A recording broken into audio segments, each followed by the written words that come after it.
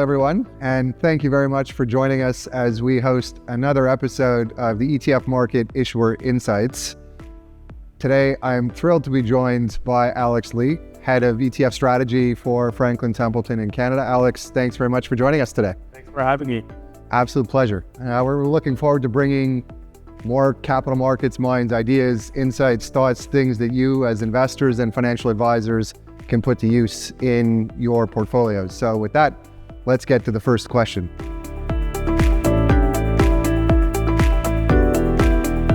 You've got some new product in market, something all Canadians seem to love these days, dividends and low volatility. Alex, talk to us a little bit about the implementation of those ETFs, the methodology, how do they work? So we start with looking for companies that pay high dividends. And we also apply profitability and earnings potential to ensure that dividends are sustainable. What's unique about this is that we also apply volatility measures, not just on the price, but earnings to ensure that dividends are sustainable while mitigating some of the risk associated with portfolios. What we like about this strategy is that it's just a balanced way of generating income. Seems like all things Canadians are after these days. On that note, what actually led to the launch of these products in Canada?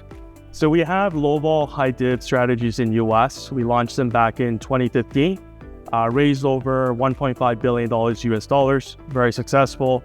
And we saw the need from Canadian perspective to have a strategy that generates a high sustainable dividends while generating low risk.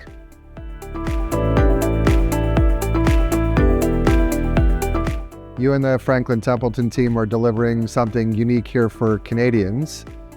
What makes this strategy focused on high dividends stand out versus peers in the marketplace today? I think firstly, the focus on sustainable high dividend is important. So we look at profitability not just on a trailing basis, but on a projected forward basis as well to ensure that dividends are sustainable. Second is that we look at all caps, not just large cap space, which helps diversify.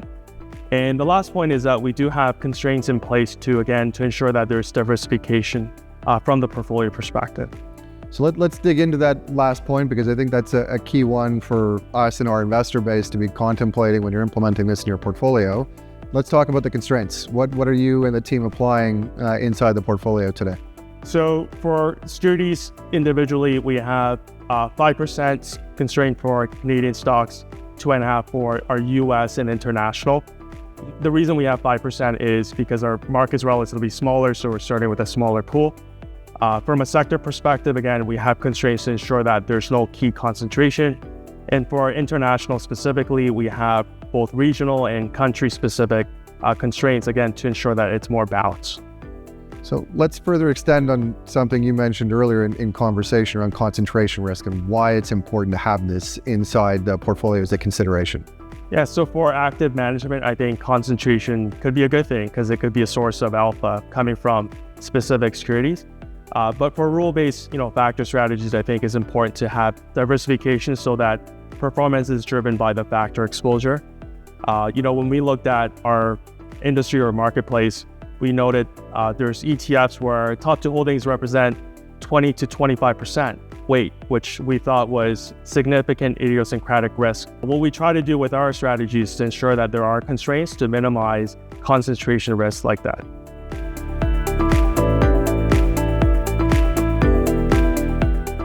I'm an advisor, I'm an investor, I'm looking at your new ETFs out in market. How should I be thinking about these from an implementation perspective, considering the market today? Yeah, so I think for our Canadian one, FLVC, our market is cyclical and more dividend focused to begin with. So we think it could be a good core, again, based on the fact that it's delivering relatively consistent returns. It's got an attractive dividends, which you talked about Canadians love. So I think that works for a lot of our investors. With our US one, FLVU, I think that's a good complement to some of the beta or growth strategies. The reason for that is when we look at the top weightings, there's very little overlap because if you look at S&P 500 or the Russell 3000, it is very growth tilt, right? You see a lot of the mega cap growth stocks, whereas the stocks that we have tends to be more dividend focused. So I think it's a good complement from a security perspective. Even from a sector, we're much more defensive. which is why it's been less volatile. So I think it's a good complement to some of the beta products. Similar to the international as well, I think it's a good complement to some of the core products that we see in the market. So we have FLUR, which is the lowest cost based on management fee and MER. And we tell clients it's a good complement to some of the beta products that we see because you're getting higher dividend, more value focus with these strategies. So coming up to 2024, thinking about what's interesting in front of us now, what makes these products so appealing for an investor or advisor today as they're thinking about implementation in the portfolio? I think income is very important for Canadian investors. We've seen the growth with a lot of the cover call strategies for clients seeking income. With these strategies, you're generating 4 to 6% dividends without having any derivatives use. Secondly, I think the low risk, low volatility aspect is important. I think as some clients are thinking of maybe a recession in horizons, something like this can be very important as part of the portfolio. So Alex, as always, thank you very much for joining us today to share more of your insights, what you're hearing on the street from both the Franklin Templeton team and the clients you're working with. Really appreciate you joining us today. Any final remarks on your end that you wanted to share with our investor base? I'd like to start by saying thank you for the partnership you provided to us. As well, I think to our clients, we're committed to bring innovative products at a competitive cost. I'd like to thank you for your time and like to do this again very soon. My absolute pleasure, and definitely looking forward to it. As a quick wrap for our audience, you've heard a lot today about low vol, high div products in particular, bought out by Franklin Templeton, proudly listed in Canada with Cboe.